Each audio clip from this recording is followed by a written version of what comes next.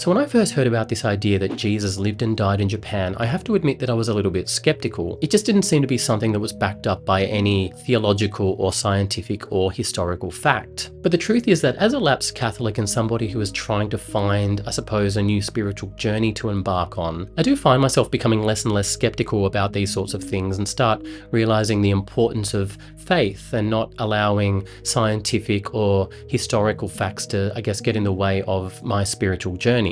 And as a result, I thought I would talk about the story of what led me to visiting the grave of Jesus in Japan and what I discovered when I got there, and whether or not I connected in any sort of spiritual way to this idea that Jesus himself lived in Japan. Now, there are a few different things that actually led to me going to the grave of Jesus in Japan, and one of these things was the fact that I just happened to be visiting Japan in 2016 at the exact moment that they were having the annual Christ Festival, which is called the Kiristo Matsuri, and it wasn't a very publicized event. I remember when I was snooping around in the north of Japan, I actually ended up going to the train station at Hachinohe, which is a city in the north of Japan, and I went to the tourist center there, and they didn't really speak much English, so I had to try and speak in Japanese, but they weren't sure what I was talking about, even though that was the city that was the closest to Jesus' grave in Japan. They didn't seem to know about it at all, until one of them looked in the newspaper and they actually saw that Sunday at 10 a.m. there was indeed a Jesus Christ festival, and I thought it was very funny that they were holding it at 10 a.m. on a Sunday. It was obviously to try and make it seem a bit more Christian, because often that was the time of Mass when I was growing up as a Catholic. But the other thing that actually led to me visiting the grave of Jesus in Japan was the fact that back in Australia I was doing this very boring office job, and there was a guy that I was working with, an old Australian guy who used to be a member of a punk band, and he had actually been part of a cult called Mahikari. And back in the 1980s, he had actually helped build one of the temples, which is located in the Alps of Japan in Takayama. So he had this strong connection to this New Age spiritual religion. And that religion actually spreads this idea that Jesus lived and died in Japan. He didn't come up with the idea, but it believes it. Now, that particular religion, Mahikari, believes that there's a connection with all the different faiths, Islam, Christianity, Judaism, even, I think, Mayan religions. And that guy that I was working with had urged me to go and visit the grave of Japanese Jesus because he strongly believed that Jesus lived and died in Japan. And also actually that Moses lived and died in Japan, but that's a whole other story. So anyway, what was happening is I was traveling around Japan, catching trains to the north, then I'd go back to Tokyo and hang out with my friends. I remember going out with one of my friends and talking about all the different information I was gathering about this cult and what they believed about Japanese Jesus and what the actual story of Japanese Jesus was. And basically the idea is that Jesus had grown up in ancient Judea, but during the lost years of the Bible, he'd actually gone and lived in Japan, and he'd lived with a Shinto priest and learned ninja, things like that, basically. And then the idea is that he took his Japanese ideas back to ancient Judea, and he tried to pass them off as Christianity. So the idea is that basically Christianity is what happens when you're Jewish, but you go to Japan and you learn about Shintoism. Buddhism, I don't know if Buddhism was actually very common in Japan at that time. I believe it wasn't. So anyway, the idea is that Jesus angered the Romans by spreading these Japanese ideas around Judea, and that's why he was put on the cross. But the story goes that he escaped crucifixion at the last minute, and he had a twin brother called Iskari who took his place on the cross. Then Jesus apparently ran off back to Japan. He took a slice of Iskari's ear, apparently, and he traversed all the way back to Hachinohe, which is that city that I was in. Jesus took a ferry there, I think, from Alaska, and then he ends up living in Shingo Village, which is this very small village in northern Japan, where he apparently marries a local Japanese woman and has children with her and dies at the age of 103 or something like that. And so basically that's the story. That's the story of how Jesus ended up in Japan. Whether you believe it or not is up to you. But it was a very interesting journey for me to actually find a way to get to this festival. I had to stay the night in a very cheap hotel in Hachinohe, I recall. I'd gone drinking in Tokyo, which is a long way away, but I was catching bullet trains around. So I would go and get drunk with my friend back in Tokyo and talk about how the next morning I had to be in this village to go to the Japanese Jesus festival. And it was a bit funny that I was all the way in Harajuku with him at the time. But anyway, I caught a late night bullet train back to Hachinohe, which took a few hours. I arrived at midnight at this cheap hotel. I got a few hours sleep. I made sure that I charged all of my camera batteries. I woke up at 6 in the morning, feeling pretty excited. I went down to the station, I went and had a very strong coffee. I caught a local bus to a town called Gonohe, and that's basically where the bus ended. I was the only person on the bus. And then I'm in this very small village with no transport, and I was still actually very far from the village that I had to get to. At this point, it's like 9:45 and the festival starts at 10. But I'm so lucky that I saw this old Japanese man near a taxi, and I yelled out to him and told him I need to go to the Kiristo Matsuri. And anyway, this old Japanese man knew exactly what I was talking about, and I got in the taxi and he drove me in silence for the next 30 minutes right into the forest and let me out, and I paid the money, and just like that, the festival was in full swing. And I was wondering how Christian this festival was going to be, but as you can see, it was not a very Christian festival at all.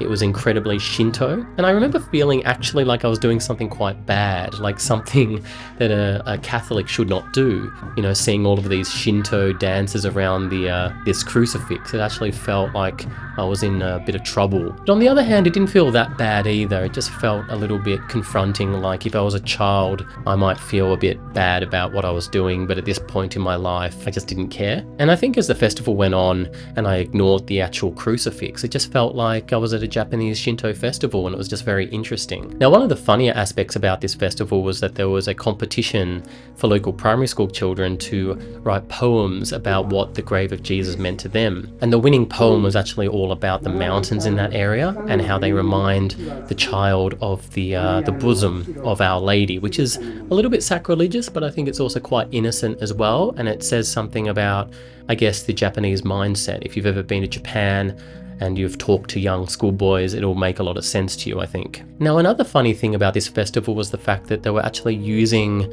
the occasion to promote the local apple juice industry. So they would all drink the local Aomori Prefecture apple juice, but when they drank it, they all took a sip and they all said Amen, which, as you know, is a Christian term. I found there was something very funny about that as well. It was almost like they weren't taking Christianity very seriously at all. But at any rate, after the festival was over, I decided to interview a local person about what they thought about the grave of Japanese Jesus and whether they thought there was any accuracy to it. And as you can see, I didn't get the impression that Japanese people in general believed in the myth that much. Now, one of the great things about this day is that I was invited to have lunch with some of the local people in the village. There was a little convenience store called Christ Stop, and they sort of sold different Japanese Jesus items. And as you can imagine, it was all very nice. I was in the countryside, people were just happy to have me there. People were very hospitable and friendly. And actually, the people who were running Kiristo Stop, or Christ Stop, which is a pun on the convenience store mini stop, and they were so nice to me that after they had fed me and given me coffee, they actually took me to the nearby ancient Egyptian pyramids. Because in this village, it's kind of funny. They don't just believe that Jesus died there, but they also believe that there's some sort of a link to the ancient Egyptians. And they say that there are these remnants of the ancient Egyptian pyramids.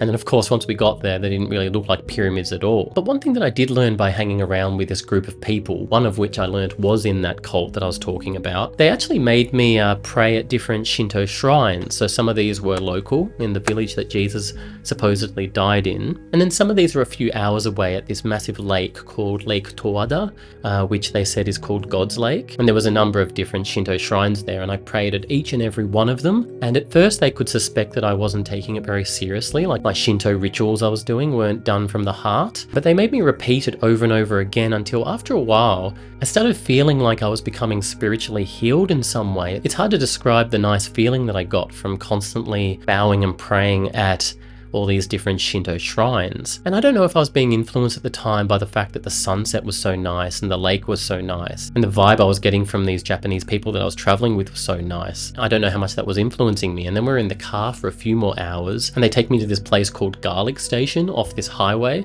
And basically we were just eating pasta that was mixed with Japanese ramen. It was like a fusion Japanese Italian restaurant. And the reason they took me there was because everything was garlic flavored, and, you know, Jesus was supposedly a garlic farmer. So that's what the link was there. And then they drove me all the way back to Hachinohe, which is where my hotel was. And they dropped me off at my hotel, and they were just so nice. It was just such a nice journey. And it wasn't just me. There was a guy who was coming in from Tokyo, I think. And I don't know if he was a bit of a conspiracy theorist, but he was filming everything in the same way that I was filming everything. everything. And he was really good. He stayed in contact with me on Twitter. So a week later, when I went to visit the grave of Moses, which is on another side of Japan, there's like up this mountain called Mount Hodatsu. They've got the grave of Moses there. And he was tweeting me at the time, telling me to play music on my iPhone so that bears wouldn't attack me. So when I went to this mountain by myself the next week to go and see the grave of Moses, who apparently traveled to Japan in a UFO, I was playing some music by Björk, I think, on my iPhone and walking up this lovely mountain. And that was a very nice day out. And once again, like, I just felt this wonderful spiritual awakening when I went and danced on the grave of Japanese Moses. And I guess when I look back and reflect on these wonderful experiences I had in Japan, whether I was visiting the grave of Moses in Japan or I was visiting the grave of Jesus in northern Japan, in both cases I was in such a good mood the next day. It was like I'd done something really valuable. And I just look back with such fondness at the people that I met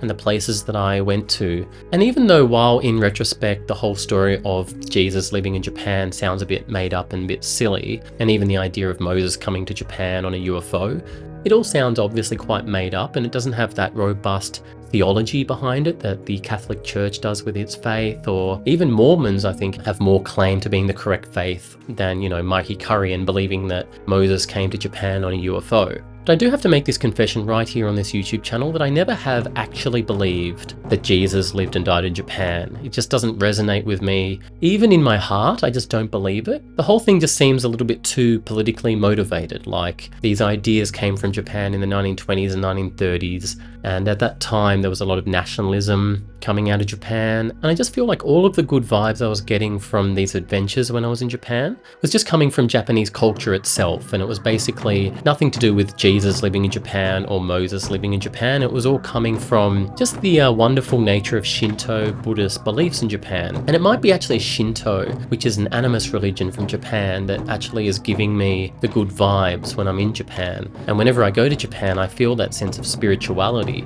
As soon as I'm in that country, there's something about that part of the world that I very much resonate with in my heart and in my soul. And even though I do feel like culturally I grew up as a Roman Catholic and therefore perhaps I shouldn't be taking part in Shinto practices, for some reason when I look deep within myself and when I get over all of that sort of influence from the atheism movement that was happening when I was young, I can't help but feel like there's something positive to be gained from being someone who grew up as a Roman Catholic, who still feels like a cultural Catholic, but still gets something very pure and real from, I guess, praying at Shinto shrines. Now, I should say, when I went back to the office in Australia and I'm talking to this old guy again, I was in a different team at this point, but he knew that I'd gone and visited the grave of Jesus and Moses while I was in Japan. And he just kept smiling at me like I had this aura around me. And he kept telling me I'm blessed. And he kept saying to me, "Don't you realize, mate, you're one of the only people in the world who can now claim to have seen the grave of Jesus and Moses." So he kept telling me I'm blessed and kept smiling at me like I'm this wonderful figure. And I kind of